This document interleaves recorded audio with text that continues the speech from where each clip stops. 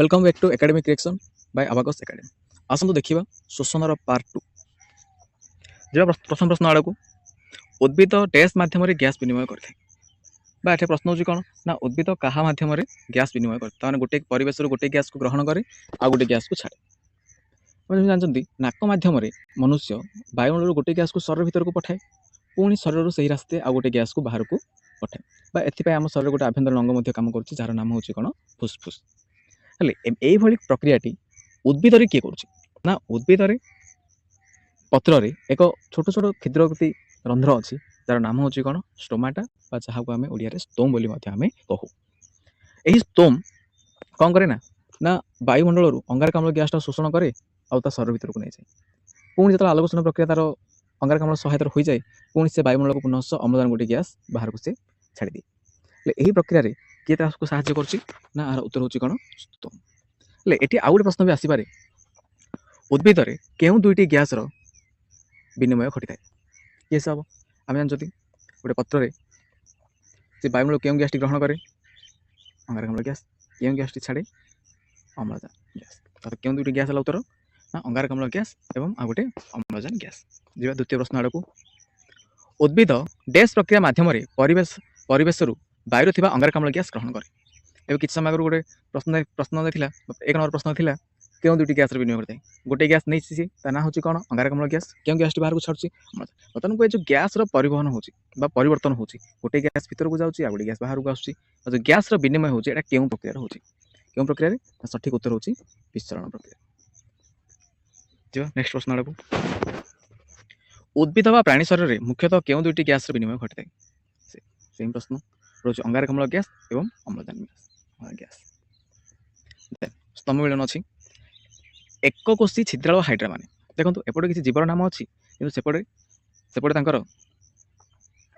शोषण अंग गुड़िकर नाम अच्छी देखा एक कोशी छिद्राल और हाइड्रा मान क्या मध्यम श्वासक्रिया करती ना एमानकर से कौन निर्दिष्ट किसी शोषण अंग ना ये भूल हो रेचन नुह यहाँ हूँ शोषण अंग जिया जोक एम कौन करती ना एम चर्म साहाଯ୍य श्वासक्रिया करती कंकड़ा चिंगुड़ी गेंडा शामुका माछ एम जलचर जीव तेणुक एम सब क्या श्वासक्रिया करती गाली द्वारा कि बतक बादुड़ी मनुष्य आम जानते आम पाखे गोटे श्वसन अंग अच्छी ता ना हूँ कौन फुसफुस।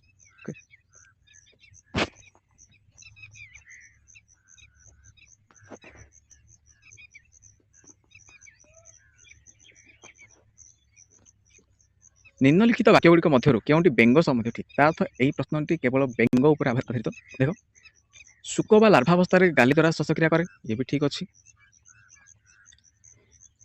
मुख गहर और फुसफुस द्वारा श्वासक्रिया करे ये भी ठीक अच्छी शीत सुक्ति समय चर्म श्वासक्रिया ये भी ठीक अच्छी अर्थ यार सठिक उत्तर हूँ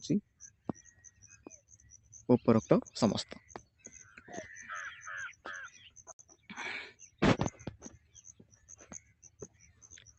एटीपी एटीपी पूरा नाम कौन ना आडेनोसिन ट्राइफॉस्फेट जिते गोटे एटीपी अणु भांगे ताहले एडीपी सृष्टि हुए और पीआई सृष्टि हुए केते किलो गोटे एटीपी एटीपी मान कौन पूरा नाम आडेनोसिन ट्राइफॉस्फेट जिते बड़े ये भांगुची कौन सृष्टि होची ना एडीपी एडीपी मान कौन आडेनोसिन डाइफॉस्फेट ताने एथि गोटे फॉस्फेट कमी जाउची आगु थिला टी माने डाइफॉस्फेट डी माने डाइफॉस्फेट आ सहित गोटे फॉस्फेट तो पी आई माने कौन ना होची इनऑर्गेनिक फॉस्फेट आ सहित कौन बाहर शक्ति बाहर केते परिमाणर ना 30.5 किलो जूल शक्ति बाहर मन रखिए। मनुष्य शरीर में श्वासतंत्र विभिन्न अंश क्रम अनुसार ताने केउठु ग्रहण हुए केउं स्थान जाए केउं स्थान पहुँचाए। देखो आरंभ यहाँ कौटू एक नासारंध्र नासारंध्र दे वायु कौन करे ना शरीर भीतर प्रवेश करे पुणी नासारंध्र आरंभ कर गला पर्यंत ग्रसनी पर्यंत सेकेंड पार्ट होची नासापथ तार पहुँचे कौटी ग्रसनी तापर श्वासनली देकी जाए श्वासनलिका पुणी भाग हुए पुणी लास्ट जाए फुसफुस पहुँचे केते अंग 6टी नासारंध्र नासापथ ग्रसनी श्वासनली श्वासनलिका और फुसफुस। नेक्स्ट प्रश्न नाक पुड़ा क्या द्वारा गठित आम जानते ना नाक को आम जमी चाहिए सेमती बंकई दे पार्टी यार सठिक उत्तर हूँ कौन ना उपास्थि पेशी कौन नुह कहीं ये केवल मांसपेशी नुह ଏଥିରେ କିଛି ହାଡ଼ ଅଂଶ ମଧ୍ୟ ଅଛି। ଆମେ ଯଦି ଅସ୍ଥି ହେଲେ ସିଏ କି ପୁରା ଷ୍ଟ୍ରଙ୍ଗ, ତାହାକୁ ଆମେ କେବେ ମଧ୍ୟ ବଙ୍କେଇ ପାରିବାନି। ଯେମିତି ଆମେ ହାତର ହାଡ଼, ସେଭଳି ଉପାସ୍ଥି କ'ଣ ନା ଏ ହାଡ଼ କିନ୍ତୁ ଇଏ ନରମ ହାଡ଼, ତେଣୁକରି ଆକୁ ଆମେ ବଙ୍କେଇ ଦେଇପାରିବା। ଦେଖିଥିବେ ନାକକୁ ଆମେ ଯେମିତି ଡିରେକ୍ସନରେ ବୁଲେଇଲେ ମଧ୍ୟ ସେ ଟିକିଏ ପରିମାଣରେ ବୁଲି ଦେଇପାରୁଛି। ଶ୍ୱାସପଥର ପ୍ରଥମ ଭାଗର ନାମ କ'ଣ? ଏଇଟା ସବୁଠୁ ଗୁରୁତ୍ୱପୂର୍ଣ୍ଣ ପ୍ରଶ୍ନ। ଆମେ ଭାବୁଥିବା ଯେହେତୁ ଆମ ଶ୍ୱାସନଳୀ ଆରମ୍ଭ ଯେଉଁ ଶ୍ୱାସର ପଥ ଯାଇଥିଲା ଆଗରୁ ଆରମ୍ଭ ହେଇଥିଲା କେଉଁଠୁ? ନାସାରନ୍ଧ୍ରରୁ। କିନ୍ତୁ ଏଠି ପ୍ରଶ୍ନ ହେଉଛି ଶ୍ୱାସ ପ୍ରଥମ ଭାଗର ନାମ କ'ଣ? ଦେଖନ୍ତୁ ନାସାରନ୍ଧ୍ର କାମ ସେ କେବଳ ଭିତରକୁ ବାୟୁକୁ ପ୍ରବେଶ କରାଯାଇପାରିବ, କିନ୍ତୁ ପ୍ରବେଶ କଲା ପରେ ଯେଉଁ ପ୍ରଥମ ଭାଗରେ ସେ ପହଞ୍ଚେ ତା ନାଁ ହେଉଛି କ'ଣ ନା ନାସାପଥ। ତେଣୁକରି ଏଇଟା ମନେ ରଖିବା, ଶ୍ୱାସପଥ ପ୍ରଥମ ଭାଗର ନାଁ ହେଉଛି କ'ଣ? ନାସାପଥ। 11 ନାସାପଥ ଦେଇ ବାୟୁ ଗଲାବେଳେ ଧୂଳିକଣିକା ଓ ବୀଜାଣୁଗୁଡ଼ିକ କେଉଁ ଝିଲ୍ଲିରେ ଲାଗିଯାଆନ୍ତି? ଆମେ ଜାଣିଥିବା ଯେତେବେଳେ ଆମେ ଶ୍ୱାସକ୍ରିୟା କରୁ ବା ଧୂଳି ରାସ୍ତାରେ ଯଦି କେଉଁ ଦିନ ଚାଲି ଯାଇଥିବା ତାହେଲେ କ'ଣ ହୁଏ ନା ଆଉ ନାକରୁ କିଛି ଆବର୍ଜନା ମଧ୍ୟ ବାହାରେ। ହେଲେ ଏସବୁ କ'ଣ କେମିତି ସୃଷ୍ଟି ହେଉଛି ନା ଯେତେବେଳେ ଆମେ ସେଇ ବାୟୁକୁ ବା ଦୂଷିତ ବାୟୁକୁ ଆମ ଶରୀର ଭିତରୁ ଗ୍ରହଣ କରୁଥିଲେ ବା ଶ୍ୱାସପଥକୁ ଗ୍ରହଣ କରୁଥିଲେ, ସେ ସମୟରେ କ'ଣ ସେ ବାୟୁରେ କ'ଣ ଥିଲା ନା ବହୁତ ଗୁଡ଼ିଏ ଧୂଳିକଣା ଥିଲା ଓ ବୀଜାଣୁ ଗୁଡ଼ିକ ମଧ୍ୟ ଥିଲା। କିନ୍ତୁ ଆମେ ତ ସେଗୁଡ଼ିକୁ ସିଧାସଳଖ ନେଇପାରିବାନି ଶରୀର ଭିତରକୁ, ଯଦି ନେବା ସେଗୁଡ଼ିକ ଜମା ହେଇ ରହିବ ଫୁସ୍ଫୁସ୍ରେ, ଯାହାଦ୍ୱାରା ବହୁତ କିଛି ରୋଗ ମଧ୍ୟ ସୃଷ୍ଟି ହେଇପାରେ। ଏଥିପାଇଁ ଆମ ଶରୀର ନାସାପଥରେ କ'ଣ ଅଛି କିଛି ଛୋଟ ଛୋଟ ଲୋମ ଟାଇପ୍ର ବହୁତ ଛୋଟ ଛୋଟ କିଛି ଝିଲ୍ଲି ଅଛି। ଝିଲ୍ଲି କ'ଣ କରେ ନା ଯେଉଁ ବାୟୁକୁ ଆମେ ଗ୍ରହଣ କରୁ ତାକୁ କିଛି ପରିମାଣ ପ୍ୟୁରିଫାଏ କରିଦିଏ, କାରଣ ତା ଭିତରେ ଯାହା ବି କିଛି ଧୂଳିକଣା ବୀଜାଣୁ ସେଗୁଡ଼ିକୁ ଶୋଷଣ କରିକି ସେ ନିଜ ପାଖରେ ରଖିଦିଏ, ଯାହାଫଳରେ ଆମର ନାସାପଥରେ କ'ଣ ସୃଷ୍ଟି ହୁଏ? କିଛି ଆବର୍ଜନା ବେଳେବେଳେ ସୃଷ୍ଟି ହୋଇଥାଏ। ସେ ଝିଲ୍ଲିର ନାଁ କ'ଣ ନା ଶ୍ଲେଷ୍ମିକ ଝିଲ୍ଲି। ମନେ ରଖିବା ଏହାକୁ ମଧ୍ୟ। ନିମ୍ନଲିଖିତ କେଉଁଟି ଗ୍ରସନୀ ସମ୍ବନ୍ଧୀୟ ତଥ୍ୟ? ଗ୍ରସନୀକୁ ନେଇ କ'ଣ ଠିକ୍ ଅଛି ଦେଖିବା। ଏହା ଏକ ପେଶୀବହୁଳ ନଳୀ।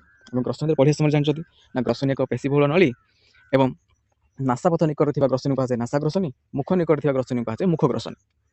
ତାପରେ ଏଇଟା ମଧ୍ୟ ସତ, ଗ୍ରସନୀର ପଛ କାନ୍ଥରେ ଏକ ଯୋଉଟା ଲସିକାଭ ଅଙ୍ଗ ଅଛି ତା ନାଁ ହେଉଛି କ'ଣ ନା ଟନସିଲ୍। ତା ତ ଏ ସବୁ ଯାକ ଉତ୍ତର ଠିକ୍ ଅଛି। ତାହେଲେ ସଠିକ୍ ଉତ୍ତର ହେବ କେଉଁଠି ନା ଉପରୋକ୍ତ ସମସ୍ତ। ଦେଖନ୍ତୁ ସେମ୍ କ୍ୱେଶ୍ଚନ୍ ସେଥିରେ ଗୋଟେ ପ୍ରଶ୍ନ ଆସିଗଲା ପୁଣି ଥରେ, ଗ୍ରସନୀର ପଛ କାନ୍ଥରେ ଥିବା ଲସିକାଭ ଅଙ୍ଗର ନାମ କ'ଣ? ନା ଲସିକାଭ ଅଙ୍ଗଟା ହେଉଛି କିଏ ନା ଟନସିଲ୍। କେତେ ଯୋଡ଼ା ଅଛି ପଚାରିଛି? 2 ଯୋଡ଼ା। ଖାଦ୍ୟ ନଳ ଦ୍ୱାରକୁ କୁହାଯାଏ ଗଲେଟ୍, ତେବେ ଶ୍ୱାସନଳୀ ଦ୍ୱାରକୁ କ'ଣ କୁହାଯାଏ? ଅତି ସହଜ ପ୍ରଶ୍ନ ନା ଗ୍ଲଟିସ୍। ସ୍ୱର ପେଟିକାରେ ସ୍ୱର ନିୟନ୍ତ୍ରଣ ହୁଏ, ତ ଅଧିଚ୍ୱରା କାମ କ'ଣ? ନା ଅଧିଚ୍ୱରା କାମ ହେଉଛି କ'ଣ ନା କ'ଣ କରେ ନା ଖାଦ୍ୟ ନିୟନ୍ତ୍ରଣ କରେ। ତାମାନେ ଖାଦ୍ୟ ଯାଇକି ଖାଦ୍ୟନଳୀ ଭିତରେ ଏବଂ ବାୟୁ ସେ ବାୟୁନଳୀ ଭିତରେ ଆରାମସେ ଯାଇପାରେ। କାହା ପାଇଁ ନା ଏହା ଅଧିଚ୍ୱରା ପାଇଁ।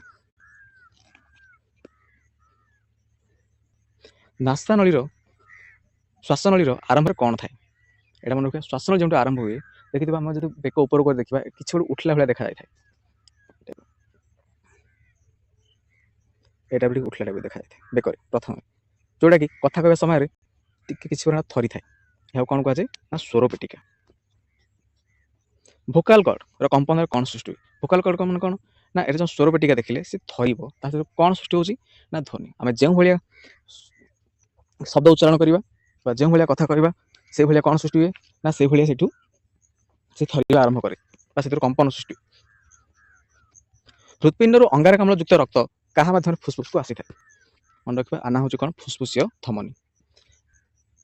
ଫୁସ୍ଫୁସ୍ରୁ ଅମ୍ଳଜାନ ଯୁକ୍ତ ରକ୍ତ କାହା ମାଧ୍ୟମରେ ହୃତ୍ପିଣ୍ଡକୁ ଆସେ? ଫୁସ୍ଫୁସୀୟ ଶିରା। ମନେ ରଖିବା, ଫୁସ୍ଫୁସ୍ ଓ ହୃତ୍ପିଣ୍ଡ ମଧ୍ୟ ଯେଉଁ ରକ୍ତର ଆଦାନ ପ୍ରଦାନ ହୋଇଥାଏ ଫୁସ୍ଫୁସୀୟ ଶିରାରେ ଫୁସ୍ଫୁସ୍ରୁ ଅମ୍ଳଜାନ ଯୁକ୍ତ ରକ୍ତ ହୃତ୍ପିଣ୍ଡକୁ ଯାଏ ଏବଂ ହୃତ୍ପିଣ୍ଡରୁ ଯେତେବେଳେ ଅଙ୍ଗାରକାମ୍ଳ ଯୁକ୍ତ ଫୁସ୍ଫୁସ୍କୁ ଯାଏ ସେ କାହା ମାଧ୍ୟମରେ ଯାଏ? ଫୁସ୍ଫୁସୀୟ ଧମନୀ। 2ଟା ପ୍ରଶ୍ନ ଭଲ ଭାବେ ମନେ ରଖିବା। ନିମ୍ନଲିଖିତ ମଧ୍ୟରୁ କେଉଁଟି ଶ୍ୱାସକ୍ରିୟାର ପର୍ଯ୍ୟାୟ ଅଟେ? ଆମେ ତ ଶ୍ୱାସକ୍ରିୟା ଏକ 3 ପର୍ଯ୍ୟାୟ ବିଶିଷ୍ଟ ଘଟଣା, ଗୋଟେ ହେଉଛି ସମ୍ବାଦନ, ଗ୍ୟାସ୍ ବିନିମୟ ଆଉ ଗୋଟେ ଗ୍ୟାସ୍ର ପରିବହନ। ତାର ସଠିକ୍ ଉତ୍ତର ହେଉଛି କ'ଣ ଉପରୋକ୍ତ ସମସ୍ତ। ବର୍ତ୍ତମାନ ସମ୍ବାଦନ ଏକ କେତେ ପର୍ଯ୍ୟାୟ? ନା ସମ୍ବାଦନ ହେଉଛି 2 ପର୍ଯ୍ୟାୟ ବିଶିଷ୍ଟ ଘଟଣା, ଗୋଟେ ହେଉଛି କ'ଣ ନିଶ୍ୱାସ ଆଉ ଗୋଟେ ପ୍ରଶ୍ୱାସ। ଦେଖନ୍ତୁ ସେମ୍ ଆଉ ଗୋଟେ ପ୍ରଶ୍ନ ଆସିଗଲା, ଫୁସ୍ଫୁସ୍ ମଧ୍ୟକୁ ବାୟୁର ପ୍ରବେଶକୁ କ'ଣ କୁହାଯାଏ? ଫୁସ୍ଫୁସ୍ ମଧ୍ୟକୁ ବାୟୁର ପ୍ରବେଶକୁ କୁହାଯାଏ ପ୍ରଶ୍ୱାସ ଓ ବାୟୁର ପ୍ରସ୍ଥାନକୁ କୁହାଯାଏ ନିଶ୍ୱାସ। ଜଣେ ସୁସ୍ଥ ବ୍ୟକ୍ତିର ପ୍ରଶ୍ୱାସ ଓ ନିଶ୍ୱାସର ହାର ମିନିଟ୍କୁ ପ୍ରାୟ କେତେ ଥର? ତାହେଲେ ଗୋଟେ ସୁସ୍ଥ ବ୍ୟକ୍ତି ମିନିଟ୍କୁ ସେ କେତେ ଥର ଶ୍ୱାସକ୍ରିୟା କରିପାରୁଛି? ସଠିକ୍ ଉତ୍ତର ହେଉଛି 15ରୁ 20 ଥର। ନିମ୍ନୋକ୍ତ ମଧ୍ୟରୁ କେଉଁଟି ଫୁସ୍ଫୁସ୍ର ଅବସ୍ଥିତି ସମ୍ବନ୍ଧୀୟ ଠିକ୍? ତାହେଲେ ଫୁସ୍ଫୁସ୍ କେଉଁଠି ଅଛି? ଏଇଟା ମଧ୍ୟ 2 ମାର୍କ 3 ମାର୍କ ପ୍ରଶ୍ନ ମଧ୍ୟ ଆସିପାରେ। ଫୁସ୍ଫୁସ୍ର ଅବସ୍ଥିତି ଲେଖ। ଦେଖନ୍ତୁ ଫୁସ୍ଫୁସ୍ ବକ୍ଷ ଗହ୍ୱର ମଧ୍ୟରେ ଥାଏ, ଏଇଟା ବି ଠିକ୍। ଫୁସ୍ଫୁସ୍ର ଆଗପଟେ ଷ୍ଟର୍ଣ୍ଣମ୍ ଓ ପଛପଟେ ମେରୁଦଣ୍ଡ ଥାଏ, ଇଏ ବି ଠିକ୍। ଫୁସ୍ଫୁସ୍ର 2 ପଟ ପଞ୍ଜରା ହାଡ଼ ଓ ଅନ୍ତଃପଞ୍ଜରା ମାଂସପେଶୀ ଦ୍ୱାରା ଗଠିତ, ଇଏ ବି ଠିକ୍। ଫୁସ୍ଫୁସ୍ର ତଳପଟେ ମଧ୍ୟଚ୍ଛଦା ଥାଏ। ତାହେଲେ ଫୁସ୍ଫୁସ୍ ଯେଉଁଠି ଅଛି ଚାରିପଟେ କ'ଣ କ'ଣ ଅଛି ସେ ସବୁର ବିବରଣୀ ଦିଆଯାଇଛି। ତାର ସଠିକ୍ ଉତ୍ତର ହେଉଛି ଉପରୋକ୍ତ ସମସ୍ତ। ଏଇଟା ଗୋଟେ ଇମ୍ପୋର୍ଟାଣ୍ଟ କ୍ୱେଶ୍ଚିନ୍ ପ୍ରଶ୍ୱାସକୁ ନେଇକି। ପ୍ରଶ୍ୱାସ ସମୟରେ ନିମ୍ନଲିଖିତ କେଉଁଟି ପରିବର୍ତ୍ତନ ହୋଇଥାଏ? ଆମେ ଜାଣିଛୁ ଗୋଟେ ନିଶ୍ୱାସ ଆଉ ଗୋଟେ ହେଉଛି କ'ଣ ପ୍ରଶ୍ୱାସ। ତ ପ୍ରଶ୍ୱାସ ସମୟରେ କ'ଣ ହେଉଛି ଦେଖିବା। ଅନ୍ତଃପଞ୍ଜରା ମାଂସପେଶୀ ସଙ୍କୋଚନ ହେଉଛି ଠିକ୍, ଉଦରୀୟ ମାଂସପେଶୀ ଶିଥିଳନ ହେଉଛି ଠିକ୍, ମଧ୍ୟଚ୍ଛଦା ସମତଳ ହୁଏ ଇଏ ବି ଠିକ୍, ବକ୍ଷ ଘର 20% ବୃଦ୍ଧି ପାଏ ଇଏ ବି ଠିକ୍। ତାର ସଠିକ୍ ଉତ୍ତର ହେଉଛି ଉପରୋକ୍ତ ସମସ୍ତ। ଏହାର ବିପରୀତ ଭାବେ ଦେଖିବା ନିଶ୍ୱାସ ସମୟରେ କ'ଣ ହୁଏ। ଅନ୍ତଃପଞ୍ଜରା ମାଂସପେଶୀର ଶିଥିଳନ ହୁଏ, ଉଦରୀୟ ମାଂସପେଶୀର ସଙ୍କୋଚନ ହୁଏ, ମଧ୍ୟଚ୍ଛଦା ଗମ୍ଭୁଜାକାର ହୁଏ, ଗମ୍ଭୁଜାକାର ମାନେ ବକ୍ଷ ଘର ଆୟତନ 20% ହ୍ରାସ ପାଏ ଉପରୋକ୍ତ ସମସ୍ତ। ତାର ତ ଏଠି ମଧ୍ୟ ସବୁ ଯାକ ଠିକ୍ ଅଛି। ହେଲେ ବର୍ତ୍ତମାନ କୁହନ୍ତୁ ଏଇ ଦୁଇଟି ପ୍ରଶ୍ନ ପ୍ରଶ୍ୱାସ ସମୟରେ କ'ଣ ପରିବର୍ତ୍ତନ ହୁଏ, ନିଶ୍ୱାସ ସମୟରେ କ'ଣ ପରିବର୍ତ୍ତନ ହୁଏ। କାରଣ ଗୋଟେ ହେଉଛି ବାୟୁ ଭିତରକୁ ଯେତେବେଳେ ନିଆଯାଉଛି ବା ଶରୀର ଭିତରେ ଯେତେବେଳେ ଫୁସ୍ଫୁସ୍ ଭିତରକୁ ପ୍ରବେଶ କରେ ସେ ସମୟରେ ଆଉ ଯେଉଁ ବାହାରକୁ ଛାଡ଼ୁଛନ୍ତି ବାୟୁଟା ସେ ସମୟରେ କ'ଣ କ'ଣ ପରିବର୍ତ୍ତନ ହୁଏ। ଅର୍ଥାତ୍ ଏ ଦୁଇଟି ପଏଣ୍ଟରେ ତାହା ବିସ୍ତୃତ ଭାବେ ବର୍ଣ୍ଣନା କରାଯାଇଛି। ଯଦି ବି ଏହି କୋଶ୍ଚିନ୍ 3 ମାର୍କିଆ ପ୍ରଶ୍ନରେ ପ୍ରଶ୍ୱାସ ଓ ନିଶ୍ୱାସ ମଧ୍ୟରେ ପାର୍ଥକ୍ୟ ଦର୍ଶାଅ ପଚାରେ ତାହେଲେ ଏଇ ପଏଣ୍ଟ ଗୁଡ଼ିକ ଯଥେଷ୍ଟ ଭାବେ କାମ ଦେବ। ପ୍ରଶ୍ୱାସର ଏହି ପଏଣ୍ଟ ଗୁଡ଼ିକ ତାର ଠିକ୍ ବିପରୀତ ଭାବେ ନିଶ୍ୱାସର ଏହି ପଏଣ୍ଟ ଗୁଡ଼ିକ। ବର୍ତ୍ତମାନ ନେକ୍ସଟ ପ୍ରଶ୍ନ ଫୁସ୍ଫୁସ୍ର କୋଟରିକା ମଧ୍ୟରେ କେଉଁ ପ୍ରକ୍ରିୟାରେ ଗ୍ୟାସ୍ ବିନୋଦ ହୁଏ। ଯେଉଁ ପ୍ରକ୍ରିୟାରେ ବାୟୁମଣ୍ଡଳ ଓ ଉଦ୍ଭିଦର ଅନ୍ତଃପରିବେଶ ମଧ୍ୟରେ ପରିବର୍ତ୍ତନ ହୋଇଥିଲା ଗ୍ୟାସ୍ ସେଇ ପ୍ରକ୍ରିୟାରେ ଏଠି ମଧ୍ୟ ହୁଏ। ଏ ମଧ୍ୟ କେଉଁ ପ୍ରକ୍ରିୟା ବିଶରଣ ପ୍ରକ୍ରିୟା। କେଉଁ ରକ୍ତକଣିକା ଅମ୍ଳଜାନ ଗ୍ରହଣ କରେ। ଆମେ ଜାଣିଛନ୍ତି ଯେତେବେଳେ ଆମେ ଫୁସ୍ଫୁସ୍ ମଧ୍ୟକୁ ବାୟୁ ପ୍ରବେଶ କରେ ଫୁସ୍ଫୁସ୍ରେ ଗ୍ୟାସ୍ର ପରିବର୍ତ୍ତନ ହୁଏ ବା ଯେଉଁ ଫୁସ୍ଫୁସ୍ କୋଟରିକା ଭିତରୁ ଗୋଟେ ଗ୍ୟାସ୍ ବାହାରେ ପୁଣି ଗୋଟେ ଗ୍ୟାସ୍ ପ୍ରବେଶ କରେ। ତ ଏଇ ଯେଉଁ ପ୍ରକ୍ରିୟା ହେଉଛି ବାୟୁମଣ୍ଡଳ ଅମ୍ଳଜାନ ନେଲା ପରେ ସବୁ କୋଷ ନିକଟରେ ପହଞ୍ଚାଇବା ପାଇଁ ଏହି ଅମ୍ଳଜାନ ଗ୍ୟାସ୍କୁ କିଏ ବହନ କରିଥାଏ। କୋଉ ରକ୍ତ କଣିକା ନା ଆରବିସି ବା ଯାହାକୁ ଆମେ କହୁ ଲୋହିତ ରକ୍ତ କଣିକା। ଆଉ ଏଥିରେ କିଏ ଗ୍ରହଣ କରେ ଲୋହିତ ରକ୍ତ କଣିକା କେଉଁ କଣିକାଟି ସେହି ଅମ୍ଳଜାନକୁ ଗ୍ରହଣ କରେ ନା ତା ନାଁ ହେଉଛି ହିମୋଗ୍ଲୋବିନ୍। ଦେଖନ୍ତୁ ସେକେଣ୍ଡ ପ୍ରଶ୍ନ ସେଇଭଳିଆ ରକ୍ତ କଣିକାରେ କିଏ ଅମ୍ଳଜାନକୁ ଗ୍ରହଣ କରି ଅକ୍ସି ହିମୋଗ୍ଲୋବିନ୍ରେ ପରିଣତ ହୋଇ ପରିବହନ କରେ ବା ଲୋହିତ ରକ୍ତ କଣିକାରେ ଯିଏ ଗ୍ରହଣ କରୁଛି ତା ଅମ୍ଳଜାନକୁ ତା ନାଁ ହେଉଛି କ'ଣ ପଡ଼ିଲେ ନା ହିମୋଗ୍ଲୋବିନ୍। ଆଉ ସେ ହିମୋଗ୍ଲୋବିନ୍ କ'ଣ ହୁଏ ନା ତ ଅକ୍ସିଜେନକୁ ଗ୍ରହଣ କରିବ ସେ ପରିବର୍ତ୍ତନ ହୋଇଯାଏ ଅକ୍ସି ହିମୋଗ୍ଲୋବିନ୍କୁ।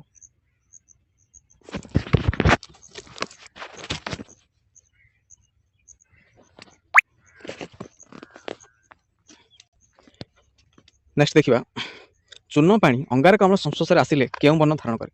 ଆମର ବହିର ଶେଷର ପରୀକ୍ଷଣରେ ଅଛି କେଉଁ ରଙ୍ଗ ଦ୍ୱିତୀୟ ବର୍ଣ୍ଣ। ଦେଖିଥିବ ଚୂନ ପାଣିର କଲର ଏକ ପ୍ରକାର ଥାଉଛି କାନ୍ଥରେ ତାକୁ ମାରି ସାରିଲା ପରେ ସେ ପୁରା ଧୋଳି ଯାଉଛି ମାନେ ପୁରା ଦ୍ୱିତୀୟ ବର୍ଣ୍ଣ ହେଇଯାଉଛି। ନେକ୍ସଟ ଅସରପା କାହା ଦ୍ୱାରା ଶ୍ୱାସକ୍ରିୟା କରେ। ତାମାନେ ଅସରପାର ଶ୍ୱାସକ୍ରିୟା ଅଙ୍ଗର ନାମ କ'ଣ ନା ତା କେବଳ ଗୋଟେ ରନ୍ଧ୍ର ଥାଏ ତା ନାଁ ହେଉଛି କ'ଣ ଶ୍ୱାସରନ୍ଧ୍ର। ଫୁସ୍ଫୁସ୍ର କୋଟରିକାକୁ କ'ଣ ଘେରି ରହିଛି ନା ଫୁସ୍ଫୁସ୍ର କୋଟରିକାକୁ ରକ୍ତଜାଲକ ଘେରି ରହିଛି। ଜଳଚର ପ୍ରାଣୀମାନଙ୍କ ମଧ୍ୟରେ ଶ୍ୱାସକ୍ରିୟା ସମ୍ପାଦନ ପାଇଁ କେଉଁ ପ୍ରକ୍ରିୟା କାର୍ଯ୍ୟକାରୀ ସେମ୍ ପ୍ରୋସେସ୍ ବିସରଣ। ମଣିଷର ବକ୍ଷ ଗହ୍ୱର ଓ ଉଦର ଗହ୍ୱରକୁ କିଏ ଅଲଗା କରୁଛି। ଦେଖ ଉପରଟା ମଧ୍ୟଚ୍ଛଦାର ଉପରକୁ ଯାହା ତାକୁ ଆମେ କହୁ କ'ଣ ବକ୍ଷ ଗହ୍ୱର, ମଧ୍ୟଚ୍ଛଦା ତଳେ ଯାହା ଅଛି ତାକୁ ଆମେ କ'ଣ କହୁ ଉଦର ଗହ୍ୱର। ତାମାନେ ଆକୁ ଅଲଗା କଲା କି ସେ ବୋର୍ଡର ନାମ କ'ଣ ନା ସେ ହେଉଛି ମଧ୍ୟଚ୍ଛଦା। କୋଷ ଜୀବକରେ ଜୈବିକ ଜାରଣ ପ୍ରକ୍ରିୟା କେଉଁ କୋଷ ଅଙ୍ଗୀକାରରେ ସମ୍ପାଦିତ ହୋଇଥାଏ। ଜୈବିକ ଜାରଣ ପ୍ରକ୍ରିୟା କେଉଁଠି ସମ୍ପାଦିତ ହୋଇଥାଏ ନା ମାଇଟୋକଣ୍ଡ୍ରିଆରେ ଯେଉଁଠିକି ଆମର ଶକ୍ତି ନିର୍ଗତ ହୁଏ। ନିଶ୍ୱାସ ଏକ କେଉଁ ପ୍ରକ୍ରିୟା ଏହା ପାର୍ଥିକ ଦଶା ଟାଇପ୍ର ଯେଉଁ ଉପରେ କୋଶ୍ଚିନ୍ ସେଥିରେ ଜାଣିଛନ୍ତି ଏହା ଏକ ଶିଥିଳନ ପ୍ରକ୍ରିୟା। ଫଳରସ ବା ଚିନି ଦ୍ରବଣରେ ଇଷ୍ଟ ପାଉଡର ମିଶାଇବା ଦ୍ୱାରା କେଉଁ ଗ୍ୟାସ୍ ନିର୍ଗତ ହୁଏ। ଜାଣନ୍ତୁ ଏଇଟା ହେଉଛି କ'ଣ ନା ସୁରାସର କିରଣ ଏ ପ୍ରକ୍ରିୟାରେ ହୋଇଥାଏ। କ'ଣ ସୃଷ୍ଟି ହୁଏ ନା ଅଙ୍ଗାରକାମ୍ଳ। ଏତିକି ଥିଲା ପ୍ରଶ୍ନ ଏହି ଚାପ୍ଟରର ମୁଖ୍ୟ ଇମ୍ପୋର୍ଟାଣ୍ଟ ପ୍ରଶ୍ନ ଗୁଡ଼ିକୁ ଭଲ ଭାବରେ ମନେ ରଖିବେ ଏବଂ ତଳେ ଡିସ୍କ୍ରିପ୍ସନ୍ ବକ୍ସରେ ଥିବା ଏହାର ଅନଲାଇନ୍ ଟେଷ୍ଟକୁ ଦିଅନ୍ତୁ ଯାହାଦ୍ୱାରା ପାଠ୍ୟବସ୍ତୁ କେତେ ମନେ ରଖିଲେ ତାହା ଦ୍ୱାରା ଆପଣମାନେ ଜାଣିପାରିବେ। ଧନ୍ୟବାଦ।